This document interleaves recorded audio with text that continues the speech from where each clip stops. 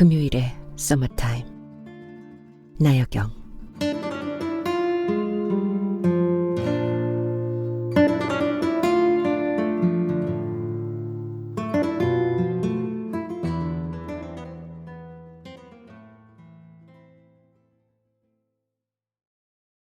눈을 떴다.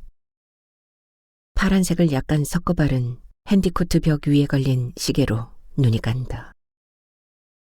시계의 시침과 분침은 부끄러움 없이 투명 유리 안에서 몸을 섞고 있다. 커튼 밑부분을 잡고 제쳐본다.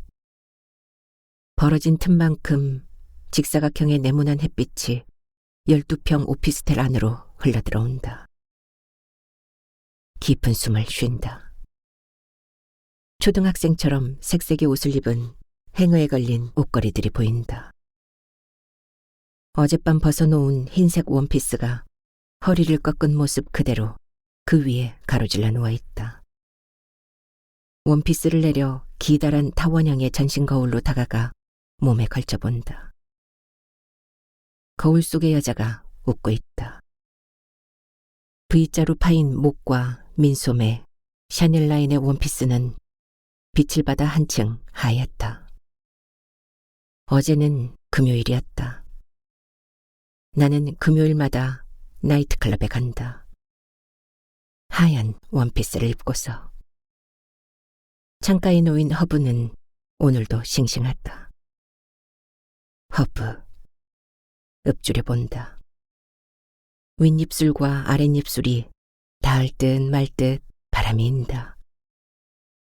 외로움의 냄새를 잡아먹는 향이라고 주문을 걸며 사다 놓은 허브가 바람의 무게를 실으며 하느적거린다.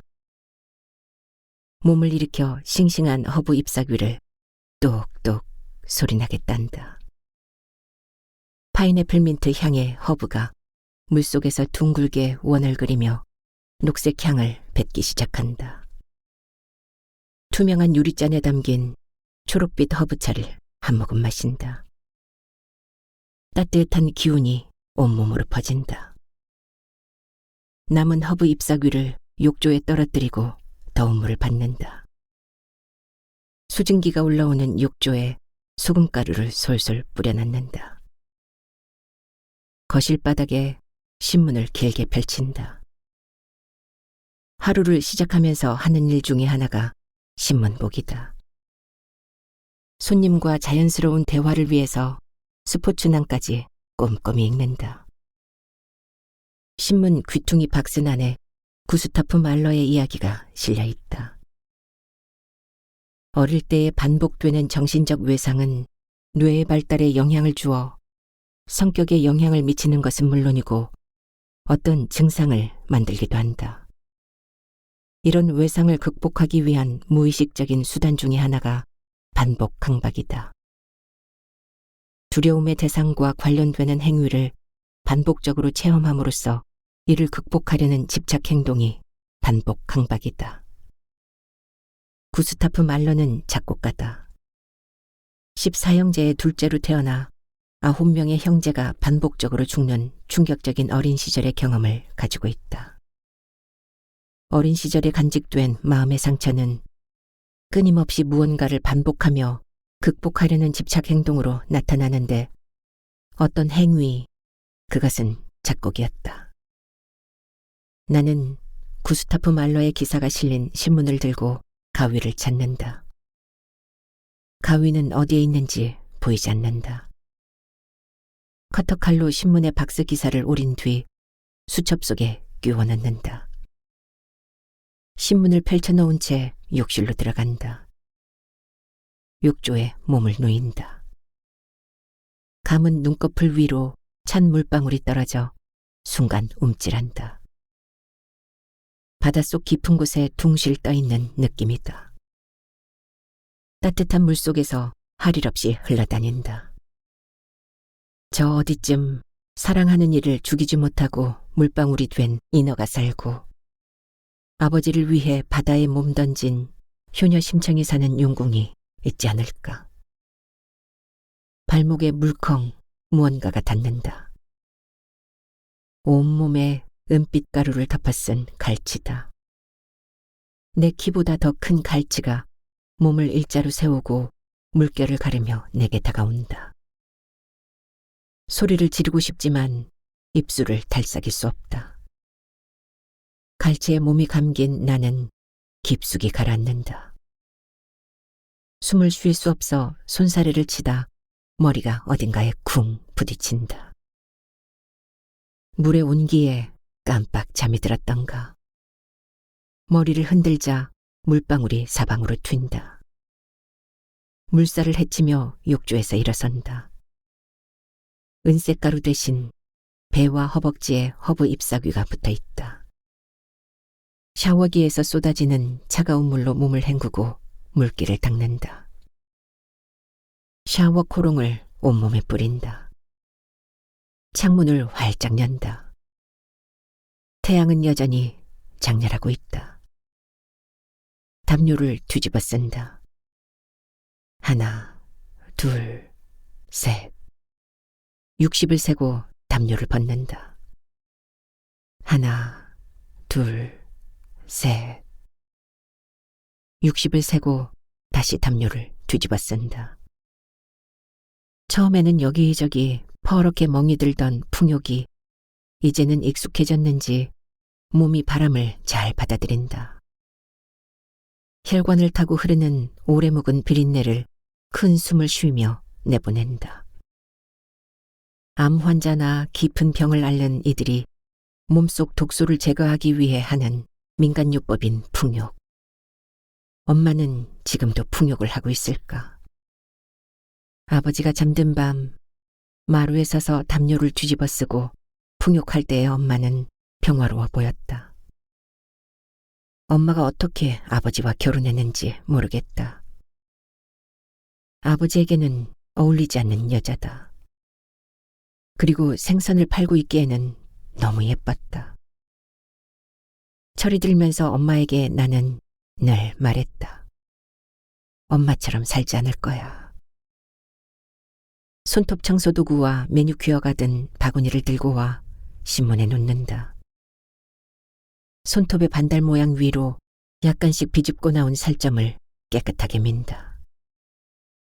손톱 주위에 지저분한 살점은 손톱깎이로 잘라내고 줄칼로 긴 손톱을 맵쉽게 다듬는다.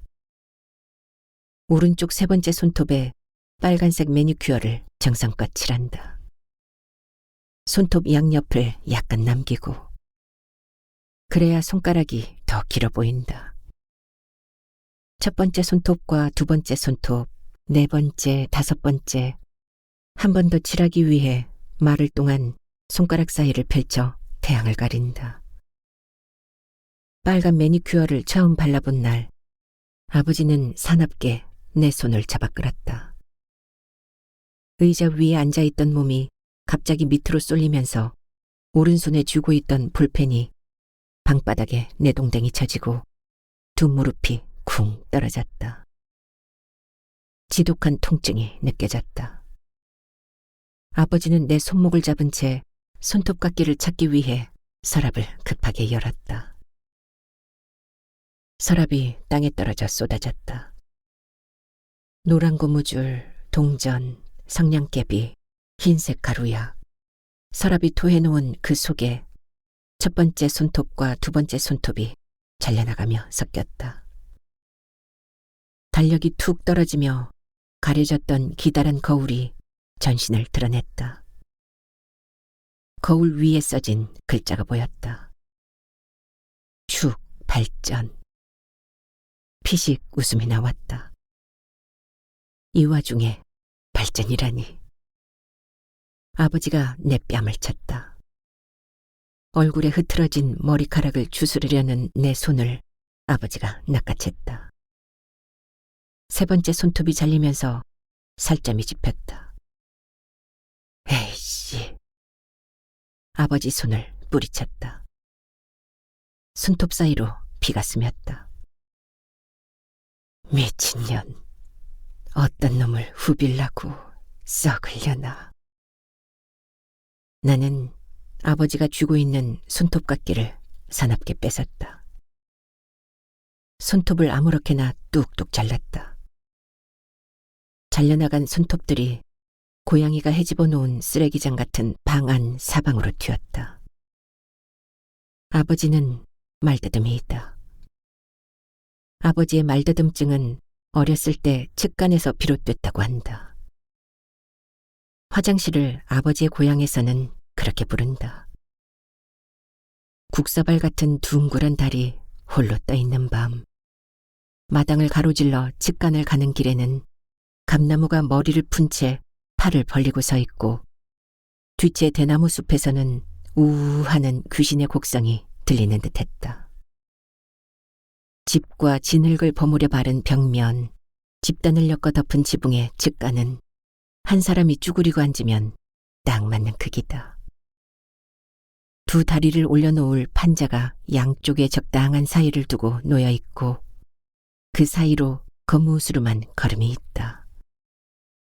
볼일을 다 본 후엔 기다란 주걱 같은 막대기로 걸음을 덮는다. 측간 옆에는 외양간이 붙어 있었다. 목에 맨 끈에 여유가 있었는지 그날은 커다란 황소가 아버지 쪽으로 왔다. 그러고는 허옇게 뜬 보름달 같은 아버지의 엉덩이를 긴 혀로 핥았다. 아버지는 반쯤 식은 호떡이 엉덩이에 붙은 느낌을 받고 뒤돌아보았다.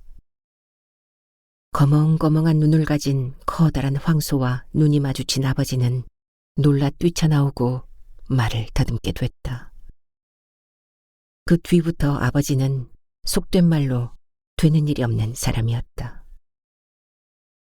학교 생활도 제대로 적응을 못해 농업고등학교를 2학년까지 다니다 그만두고 군대를 다녀온 후에는 변변한 직장을 구하지도 못했다. 또 어렵게 직장을 구해도 3개월을 버티지 못했다. 그러다 말없고 자태고운 엄마를 만나 한동안 행복했다.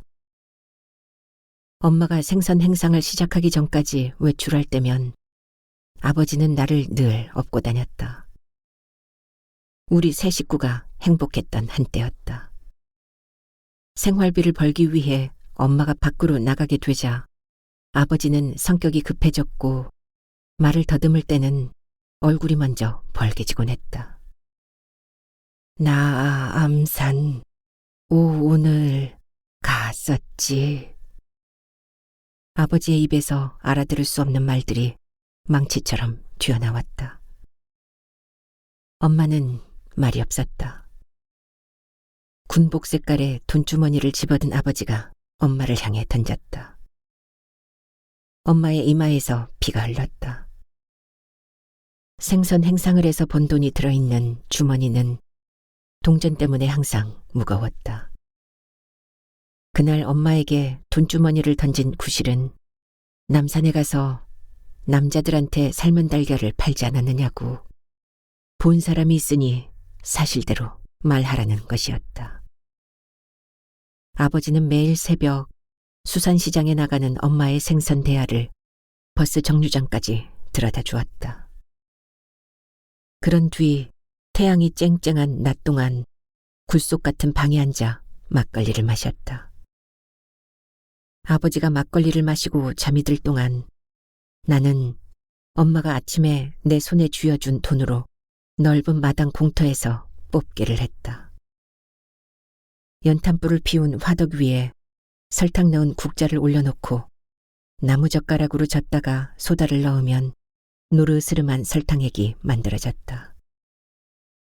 설탕액을 편편한 철판 위에 쏟아붓고 뽑기 아줌마가 모자 모양의 틀을 찍어낼 동안 나는 나무젓가락에 묻어 굳어진 설탕액을 떼어 먹다 햇빛에 눈을 찡그리며 언제까지나 태양빛이 쓰러지지 않기를 바랐다. 별 모양이나 다른 모양은 물론이고 아이들이 쉽게 뽑는 모자 모양 뽑기도 나는 잘 안 되었다. 모자 모양을 뽑아 가져가면 하나를 더 만들어 주었는데 한 번도 다시 할 수 있는 기회가 내겐 오지 않았다. 어두워오는 골목 담벼락에 기대어 서서 엄마가 오늘은 안 들어오면 어쩌나 하는 생각을 했다. 하지만 엄마는 언제나 팔다 남은 꽁치나 갈치가 든 대야를 옆에 끼고 동전이 가득한 주머니를 허리에 차고 돌아왔다. 그날도 아버지는 엄마를 향해 돈주머니를 내던졌다. 나는 흩어진 동전을 주워 엄마의 돈주머니에 넣었다. 그러고는 대야에 남은 갈치의 머리를 향해 돈주머니를 세게 내리쳤다. 아버지처럼. 짓이겨진 갈치를 들어올리고 갈치 사세요 하고 목청껏 외쳤다. 내 직업은 바텐더이다. 월요일부터 목요일까지 오후 4시에 출근해서 새벽 2시까지 근무한다. 이 일은 집을 나온 후 일주일쯤 지나서부터 하게 되었다. 다니던 애니메이션 회사를 그만두고 바텐더 일을 하게 된 건 순전히 수입 때문이었다. 코스터 밑에 두고 가는 팁과 새벽까지 서서 일하는 피곤함에 대한 대가는 나만의 공간을 갖기에 충분한 액수였다. 칵테일에 대한 상식이 없던 내게 학원 등록을 해주고 자리를 마련해 준 건 친구 혜경의 배려였다. 혜경의 오빠가 운영하는 칵테일바 진솔의 자리를 잡음으로써 아버지 곁을 떠나 독립할 수 있었다. 진솔의 벽 한쪽 면에 둥그런 카운터가 있다. 그곳이 내가 일하는 장소이다. 카운터 맞은편에 있는 선반에 화려한 색깔의 술병들이 진열되어 있다. 이것들은 단순한 장식용에 불과하다. 진이나 보드카, 럼 등의 스피리츠와 리큐르류는 차게 해야만 맛있는 칵테일을 만들 수 있어서 냉장 케이스에 보관된 것을 사용한다. 손님이 오기 전에 칵테일을 신속히 만들 수 있는 준비를 하기 위해선 손을 빠르게 움직여야 한다. 먼저 글라스터를 이용해 갖가지 모양의 칵테일 글라스를 닦는다. 사용 빈도가 높은 역삼각형 모양의 손잡이가 있는 칵테일 글라스를 손이 가기 쉬운 위치에 놓고 와인, 블렌디, 콜린즈, 샴페인, 텀블러 글라스 등을 진열한다. 그 밖에 칵테일에 사용되는 부재료인 주스류와 시럽, 토닉, 소다, 올리브 등도 꼼꼼히 체크해 없는 품목은 미리 주문한다. 쉐이커와 바 스푼, 깡통 따개, 아이스픽, 코르크 스크루를 비롯해 여러 가지 기구가 제자리에 있는지도 잊지 않고 점검해야 한다. 마지막으로 카운터 위를 깨끗하게 정리한다. 카운터 위에는 글라스와 코스터 외엔 그 무엇도 올려져 있으면 안 된다. 엄밀한 의미에서는 배경음악으로 깔리는 BGM도 불필요하다. 하지만 진솔에서는 소니 크리스의 자극적인 알토 색소폰이 자주 울린다. 그래, 여름이야. 모든 게 잘 돼가고 있단다. 물고기는 튀어오르고 목화는 키가 쑥쑥 자라는구나. 네 아빠는 부자란다. 물론 네 엄마는 미인이지. 그러니 쉿, 아가야. 울음을 그치거라. 거슈인의 서머타임이 거침없는 색소폰 소리로 실내에 울려 퍼진다. 나는 쉐이커를 잡는다. 중지와 약지의 왼손을 보디 밑에 놓고 손바닥에 눕히듯이 엄지로 톱을 누르고 나머지 세 손가락으로 보디를 살포시 안듯 오른손은 끼워 잡는다. 포물선을 그리듯이 횟수는 20회. 리드미컬하게 손목을 놀려 흔든다.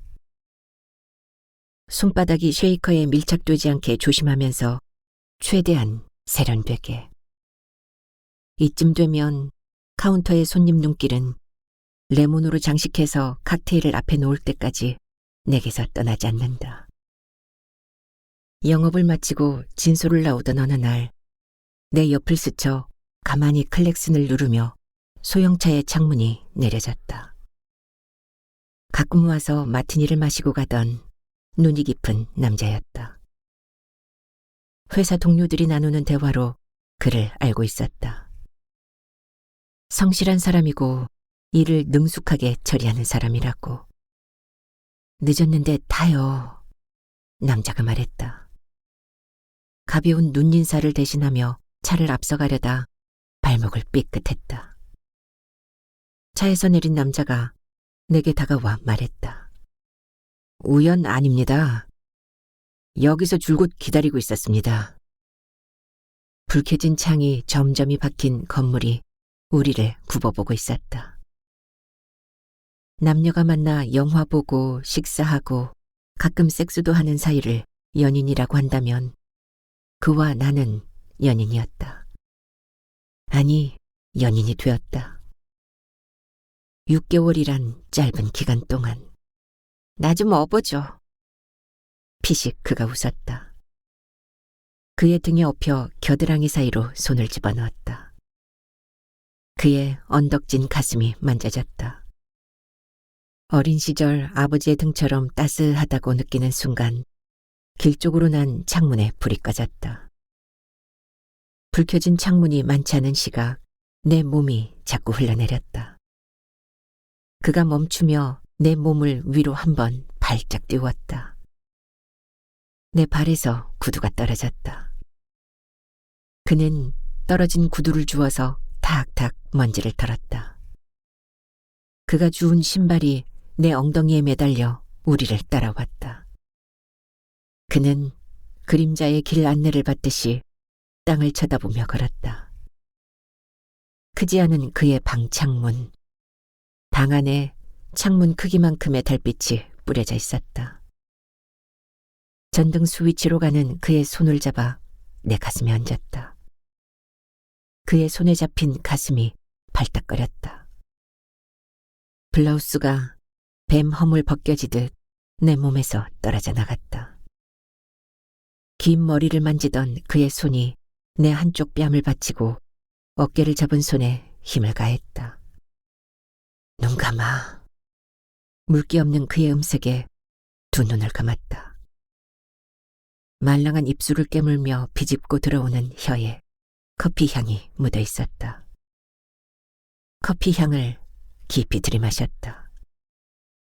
어둠 속 부드러운 머리가 물결치며 길들지 않은 흑마의 갈기처럼 그의 허리가 움직였다.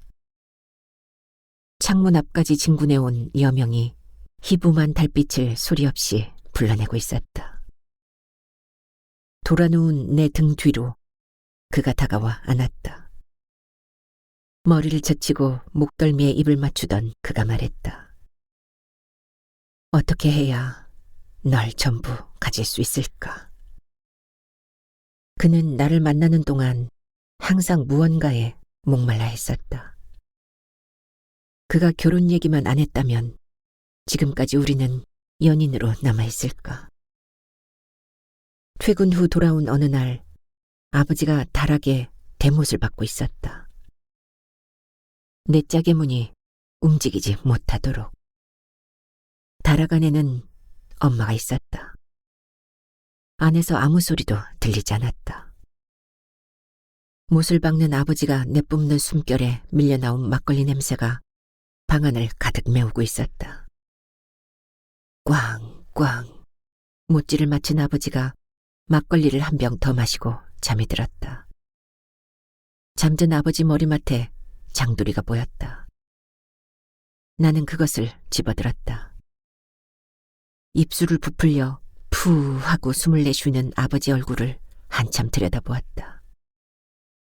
팔베개를 하고 잠들었던 아버지의 머리가 밑으로 쿵 떨어졌다. 나는 먹다 남은 막걸리통을 발로 툭 차버렸다. 장도리의 못 박는 부분 반대쪽으로 다락에 대못을 빼냈다. 한쪽 문을 살짝 열어놓았다. 문틈으로 엄마의 가느다란 숨소리가 새어나왔다. 다락문 내 짝에는 누런 종이봉투를 잘라 아버지가 한문으로 쓴 유비무환 글자가 붙어 있었다. 목적지를 알 수 없는 버스에 올라타고 불빛이 휘황한 곳에서 내렸다. 현란한 선간판 불빛들이 퍼져서 사방을 분간할 수 없었다. 흐려지는 시야를 손으로 자꾸 비볐다. 규격이 일정하지 않은 간판들은 요란한 이름을 달고 행인의 발길을 유혹했다. 유토피아라는 이름의 지하 계단을 내려갔다. 아직 이른 시간이어서인지 실내는 한산했다. 군데군데 서 있는 네모난 기둥 사면에 거울이 붙어 있었다. 입구에서부터 따라붙은 웨이터가 홀 중앙에 4인용 테이블로 나를 안내했다. 의자에 털썩 몸을 내려놓았다. 바커스라는 명찰을 단 웨이터가 열심히 입을 놀려 말을 하는데 시끄러운 음악 때문에 알아들을 수 없었다. 아무런 반응이 없자 내 귀에 대고 큰 소리로 말했다. 술은 뭐로 하실래요? 맞은편 테이블의 무리에서 왁자하니 소리가 났다. 그들의 테이블 위에 샴페인 잔이 탑을 이루고 있었다. 웨이터가 탑 꼭대기에서부터 부은 술이 아래 술잔으로 떨어지고 또 그 다음 술잔으로 떨어지고 마치 폭포처럼 술이 흐르고 있었다. 축하합니다. 축하합니다. 당신의 생일을 축하합니다. 홀 안을 가득 메우며 누군가의 생일을 축하하는 곡이 흘렀다. 나는 자리에서 일어났다. 축하곡이 나온 것과 내가 자리에서 일어난 것은 거의 동시였다. 천천히 플로어로 걸어갔다. 플로어 가운데에 서서 음악에 따라 몸을 움직였다. 흰 원피스에 쏟아지는 불빛이 눈부셔 눈을 감았다. 그날은 나의 23번째 생일이었다. 터져나오는 박수 소리와 계속되는 생일 축하고 모두가 나의 생일을 축하해주고 있는 듯했다. 음악에 귀 기울이고 몸이 가는 대로 마음을 두며 머릿속을 하얗게 비우는 행복한 순간이었다. 그 뒤부터 나는 금요일이면 나이트클럽을 가게 됐다. 플로어 위에는 나와 흰 원피스를 화려하게 비추는 조명, 그리고 음악만이 있었다. 유년 시절 인화되지 않은 채 머릿속에서 맴돌고 있는 그 아픈 기억의 필름을 쏟아지는 조명에 하얗게 탈색시키며 한 장 한 장 잘라나갔다. 저녁 9시 정도가 되면 그는 어김없이 그 자리에 앉아있다. 항상 맨해튼을 주문한다.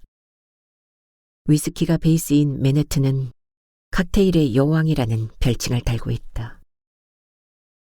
체리로 간유시한 여왕을 그의 앞에 놓는다. 그가 숙였던 고개를 들고 천천히 잔을 잡는다. 얼굴 옆선이 아버지를 닮았다고 생각한다. 그의 뒤편으로 커다란 액자가 걸려있다.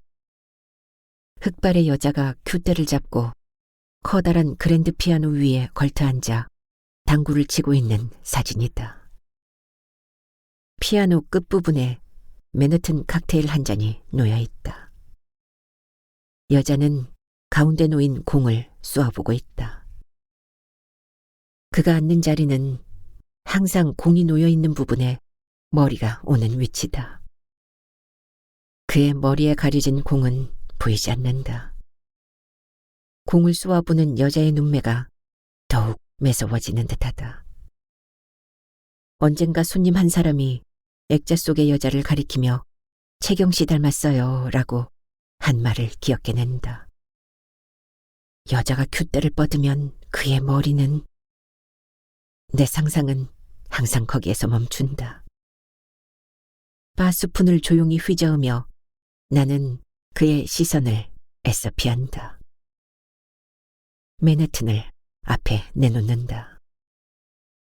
호박색 위스키 속에 붉은 체리가 가라앉아 있는 맨해튼은 강물과 다리 위에 펼쳐진 저녁 노을을 보는 것 같다. 노을을 사이에 두고 그와 나의 시선이 만난다. 나는 안다. 그의 시선 속에 아직도 내가 담겨 있다는 것을. 그의 책상 위 이젤 모양 액자에 내 사진이 끼워져 있었다. 퉁퉁 부은 발을 들여다보는 그의 눈이 따뜻했다. 길고 가지런한 그의 손가락이 내 발을 눌렀다. 안 되겠다. 한의원에 가보자. 한의원엔 왜 가? 왜 가긴 임마. 침 맞으러 가지. 그의 입맛 소리가 듣기 좋다. 길고 가지런한 그의 손이 좋다. 그가 손을 둘러 내 어깨를 안았다. 며칠째 발의 붓기가 가시지 않았다. 아마도 오래 서서 일하는 탓일 것이다.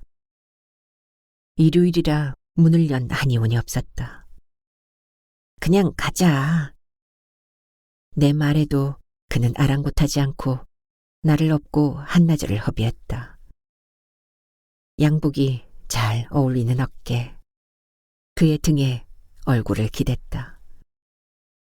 엄마 등에 얼굴을 묻고 겨드랑이 사이로 손을 뻗어 몰랑몰랑한 엄마 젖을 만지는 유년의 내가 있었다.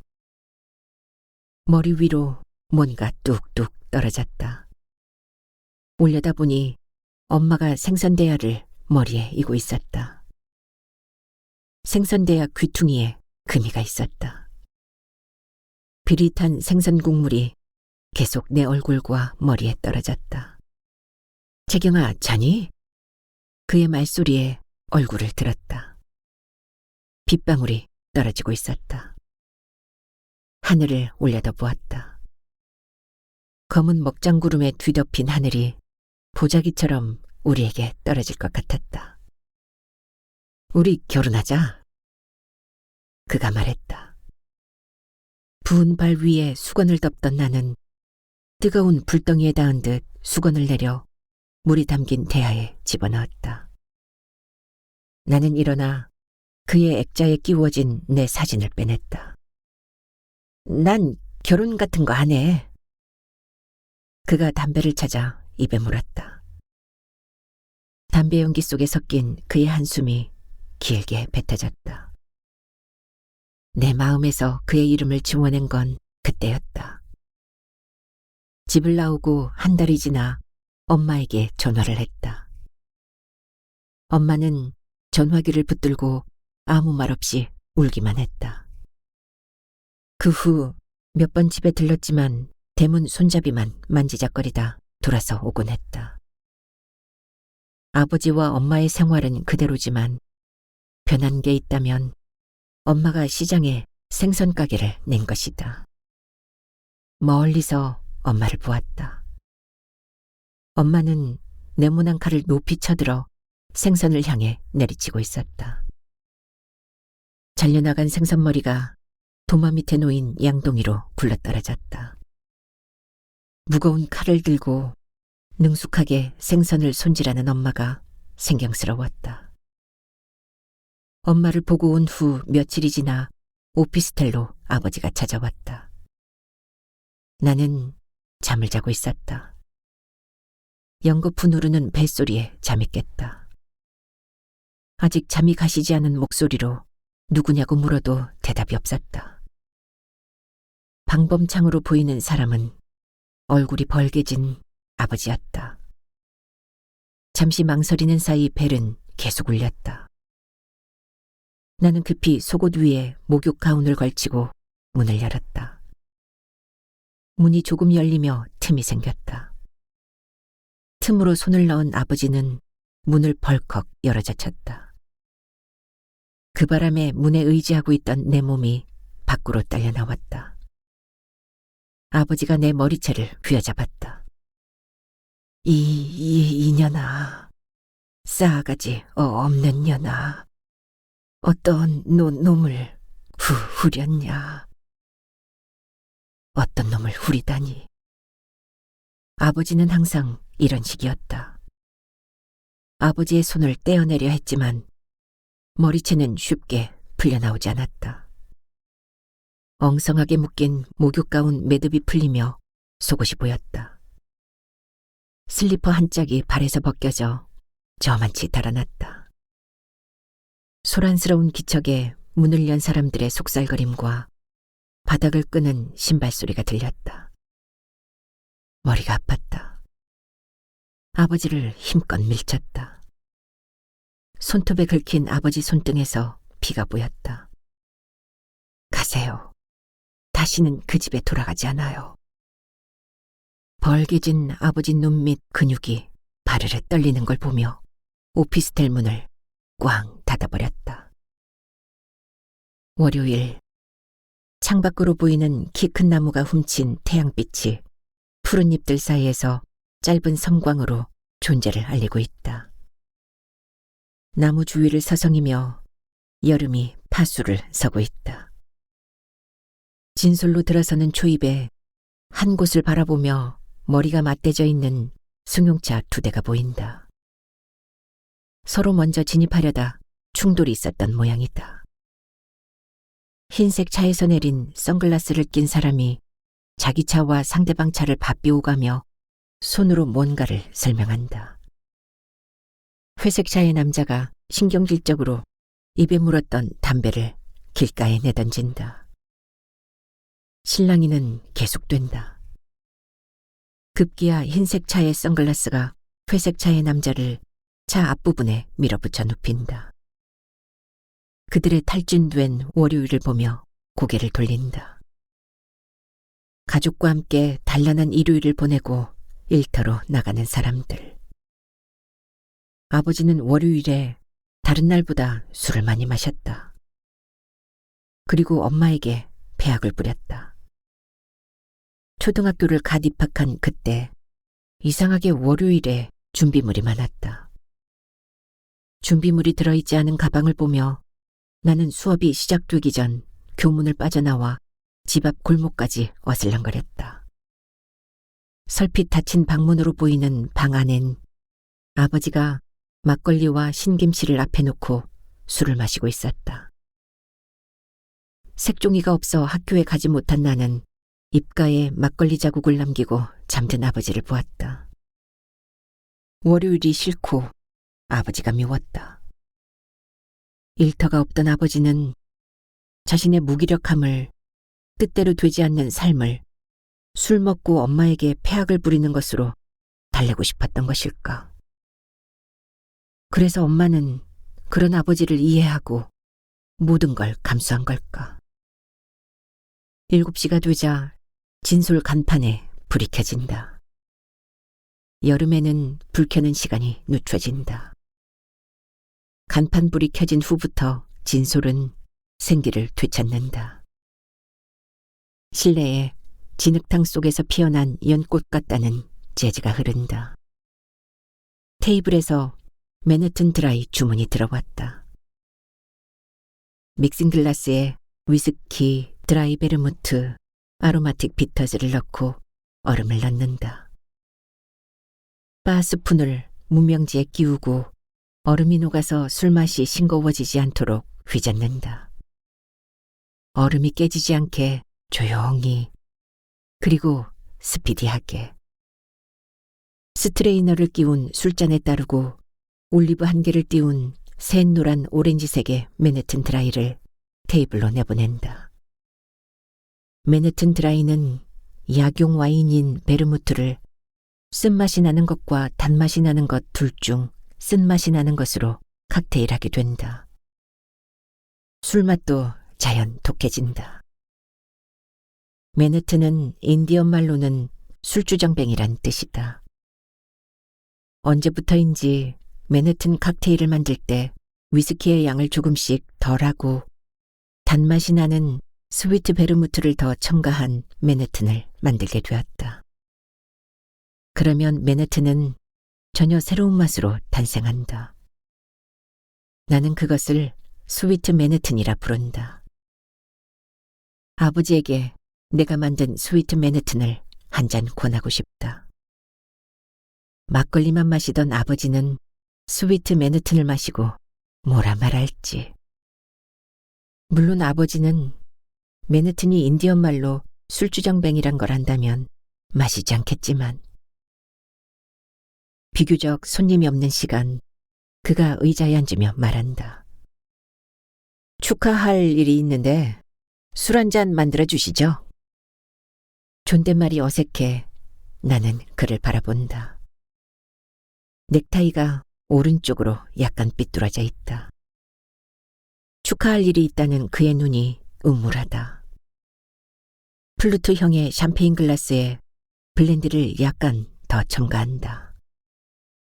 얼굴을 들어 잠깐 그를 쳐다본다. 그의 눈과 부딪힌다. 나는 얼른 시선을 샴페인 병으로 옮기며 글라스에 술을 따른다. 오렌지 슬라이스와 레드 체리로 장식된 칵테일을 앞에 내놓을 때까지 그의 눈빛은 변하지 않는다. 연한 레몬색 칵테일을 그가 한 모금 마신다. 그가 잔을 내려놓는 순간 실내 조명이 조금 낮춰진다. 그의 얼굴에 그늘이 내린다. 나는 언젠가 아버지를 닮았다고 느낀 그의 얼굴을 바라보며 불현듯 구스타프 말러를 생각한다. 구스타프 말러가 죽은 자식에게 붙이는 노래를 작곡할 무렵 건강하던 어린 딸이 갑자기 죽는다. 구스타프 말러는 어린 딸의 죽음이 슬픈 가사에 곡을 붙인 자기 탓인 것 같아 한동안 그 곡에 손을 대지 못한다. 항상 주변을 떠나지 않고 맴도는 죽음에 대한 공포가 빛깔다른 아픔으로 내게 박힌다. 하지만 구스타프 말러는 죽은 자식에게 붙이는 노래는 비장한 분위기의 훌륭한 곡으로 완성된다. 스스로 죽음에 대한 공포로부터 작곡을 통해 빠져나온 것이다. 책상에 앉아 펜대를 놀리며 작곡에 심취해 있는 말러가 머릿속에서 떠나지 않는다. 오늘 내가 축하할 일이 뭔지 아십니까? 반쯤 남은 칵테일 잔을 자기 쪽으로 약간 기울이며 그가 말한다. 아무 말 없이 나는 고개를 저었다. 그는 칵테일 잔을 손바닥으로 감싸고 말이 없다. 나는 문득 손바닥 체온으로 데워진 칵테일이 원래의 맛을 잃을까 걱정된다. 어떤 사람을 내 마음에서 지우려고 하는데 어떻게 생각합니까? 그가 묻는다. 축하할 일이란 게 그건가요? 내 물음에 그가 화난 듯 내 눈을 쏘아보며 천천히 고개를 끄덕인다. 나는 잡고 있던 지거 글라스에 고개를 떨어뜨리고 말한다. 지워야 할 사람은 빨리 지우세요. 탁한 새벽 공기를 마시며 오피스텔로 돌아온다. 문을 열자 환하게 불 켜진 실내에 허브 향이 그득하다. 불 꺼진 방 안에 들어설 때 얼굴에 끼쳐오는 공허한 공기가 싫어서 나는 출근을 하면서 방 안에 불 켜놓는 걸 잊지 않는다. 허브 잎사귀가 들어있는 차주전자를 데운다. 허브차의 온기는 온몸에 혈액을 타고 돈다. 나는 주문을 걸듯이 말한다. 외로움을 잡아먹는 향이라고 몇 번이나 되뇌는다. 창문을 열고 옷을 벗는다. 담요를 뒤집어 쓰고 풍욕을 한다. 큰 숨을 쉬며 몸속 깊이 가라앉은 앙금을 바람에 날려보낸다. 몸이 가벼워지는 느낌이다. 엄마는 바람에 하는 목욕으로 마음과 몸의 상처들을 씻어내곤 했을까? 왠지 엄마도 지금 나처럼 풍욕을 하고 있을 것만 같다. 행어 뒤쪽으로 5벌의 흰색 원피스가 걸려있다. 디자인이 각기 다른 원피스는 다림질이 잘 되어 금요일을 기다리고 있다.